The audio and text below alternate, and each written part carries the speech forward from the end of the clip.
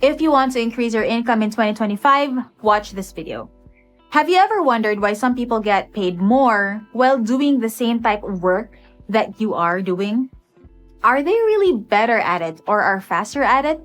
Perhaps they are, perhaps not. I've been doing sales and marketing for over a decade, specifically sales and marketing in the real estate industry. And if you break down what I am good at and what I enjoy doing, that would be sales and marketing. But let's further break it down. Marketing is the ability to generate leads. Selling is the ability to close those leads. Now, there are several underlying skills that you need to be good at. First, assess your skills and select the industry that will pay the most for it. Writing is at the core of my content creation process. The ability to write, to tell a story, to get my message across, so I am able to communicate with hundreds or thousands of people through my YouTube channel and various social media platforms. Most people today call it content creation. Content creation is the ability to write down your content and bring it to life, either through written, word, photo, audio, or video in a way that is engaging and that people can relate to. I've been writing since I was in grade school. I've always kept a diary, a journal. Later on, I had a blog where I would write random articles. Then when I graduated, I worked as an online writer where I had to submit 10 to 15 articles a day. So for 2 years, I was writing an average of 300 articles per month on various subjects which I had really no knowledge or interest in. I got paid about 40,000 a month for that online gig since I had 2 employers. So during this time, I was writing so much, I was in front of the computer the entire day, which gave me terrible migraines. Now, as a real estate broker and consultant, I write about real estate topics, so same type of skill. Real estate how-tos, I tell stories about the listings that I have, project in focus videos on pre-selling projects that we're handling. But in contrast, I get paid hundreds of thousands of pesos or even millions of pesos in commission whenever I sell real estate. And because of the amount of content I put out daily, I get tons of leads, which results in multiple closed deals every month.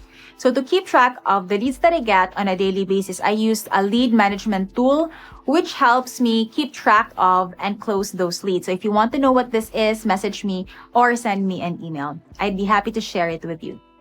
So essentially, I was doing the same work as a writer, working for someone else, but I only got 40,000 a month. Now, as a real estate broker and entrepreneur, for the same type of work, similar type of work, I get paid, let's say 400,000 a month or more, since there's no limit when it comes to sales. So my point is, if you want to earn more in the coming years, you need to assess what your skills are and select the industry that will pay the most for it. Another example is someone who is selling t-shirts online for 300 pesos each, and let's say you get 100 peso profit per shirt. Let's say you sold 100 shirts, that would give you a profit of 10,000 for the day. So the amount of work that you do in taking photos of the shirts you're selling, posting them on Facebook, and answering inquiries is quite similar to the work that an agent does. When an agent takes photos of their listings, posts them on Facebook, answers queries, it's the same work. Same time spent, but huge difference in terms of income, because real estate is worth millions of pesos. So if you sell a house worth 10 million, an agent usually gets between 3 to 3.5% in commission.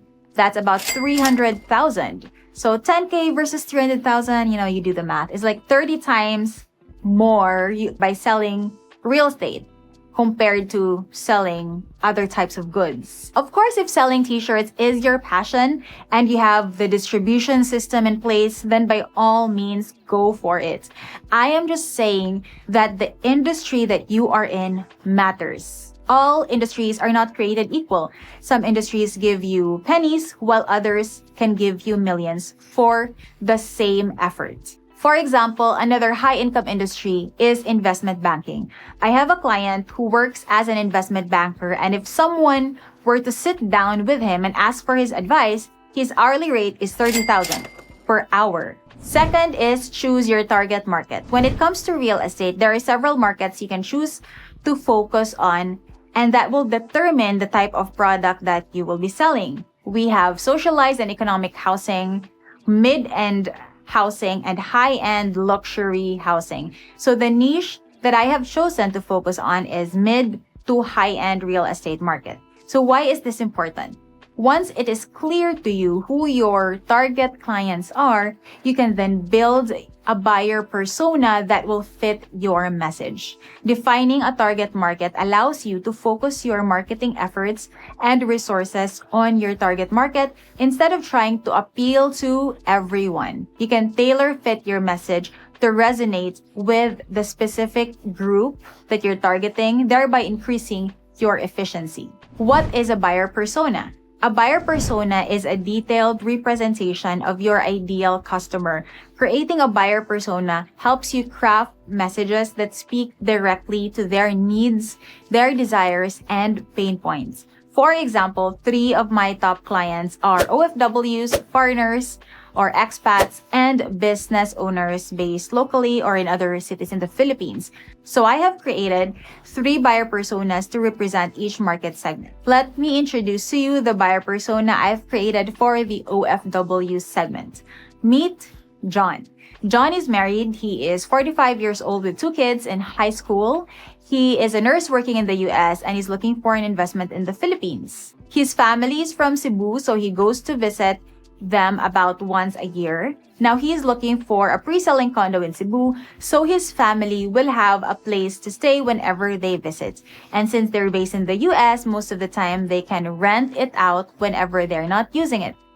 So John is a buyer persona. He is not a real person, but his profile is based on the dozens of OFW clients that I have encountered and continue to handle over the years. So when you base your content with a specific person in mind, just like John, you can create content that will really fit his needs. It will also allow you to create solutions and services that are personalized to John. When you know your target market, you can design or improve your offerings to better meet their specific needs. And a buyer persona gives insight into what features or benefits matter most to your audience, enabling you to align your product development strategy with their expectations. Also, by narrowing down your focus, you avoid wasting time, money, and effort on your audiences that are unlikely to convert. This ensures your marketing budget is directed where it matters most, maximizing your impact and reducing unnecessary costs. A well-defined target market and buyer persona helps you understand your audience on a deeper level. This fosters trust and loyalty because your audience feels seen and valued. When customers see that you understand their unique challenges, they are most likely to choose your brand over competitors. For example, I just closed on a 2-bedroom condo unit in Futura Shores. My client was an OFW based in Peru, married to an American. Let's call her Jane. Jane initially inquired about Futura Shores from another agent, but she was uncomfortable because of 2 reasons. First, the other agent, without yet providing the information she required, asked for the sale. She asked Jane to pay for the reservation fee of the unit. When Jane checked her profile, her photo was blurry, which to her felt scammy. And then she went on YouTube to get more info on the project and found my project in focus video about Futura Shores, which is a condominium project that's pre-selling based in Dumaguete. So she watched it and then reached out to me saying that she wanted to reserve a 2-bedroom unit in Futura. So we closed within 24 hours from first contact. And this is the power of brand and of being able to speak to your target market through your content. Third is build your brand. I cannot stress the importance of personal branding. In the olden days, brand was called reputation. It is what other people know you for. Now, with the advent of marketing and content creation, it's called brand. A brand is more than just a logo, a name, or a slogan. It is the overall identity and perception of a business, a product, or of an individual in the minds of its audience. A brand represents the emotion, experiences, and expectations associated with what it offers. It is how customers recognize, remember, and connect with a business or person. So what comes to mind when people think of the Zeta Group? When it comes to our brand, we want people to think of our brand as trustworthy, professional, and the ultimate real estate resource in the Philippines. And we then create content around this brand identity so that when you want to invest in real estate in the Philippines or just want to know the process in doing so, then you will come to us. There are two main benefits of building brand. First is recognition. A strong brand helps a business stand out in a crowded market by making it memorable and distinguishable from competitors. There are so many agents in the Philippines. Building brand will help you stand out and let your clients remember you. A well-established brand builds trust with its audience, leading to long-term customer loyalty and advocacy. For example, Jane, who reserved a two-bedroom unit in Futura Shores, did so because of the brand that I've built over a decade. When you have tons of content online, you build up a massive digital footprint, and that has value. A recognizable and trusted brand can increase the overall value of a business, attract new customers, and command premium pricing because brand creates leverage. People will tend to trust you because they've seen your content online or have been watching it for years. A brand is not just what you say about yourself, it's how your customers perceive it. Effective branding requires a clear understanding of the audience, consistent identity, and delivering on the promises to build trust and recognition over time. And this perception is shaped by the content that you put out on a regular basis. Focus on creating meaningful connections and delivering consistent value over time. A strong brand isn't built overnight. It is the result of sustained effort, authenticity, and patience. Brands take years to build, but can last forever. So again, the 3 powerful ways to maximize your skills and boost your income this year are: first, assess your skills and select the industry that will pay the most for it. Second, choose your target market. Third, build your brand. Let me know which one you've tried and how it has worked out for you. I will see you in the next video.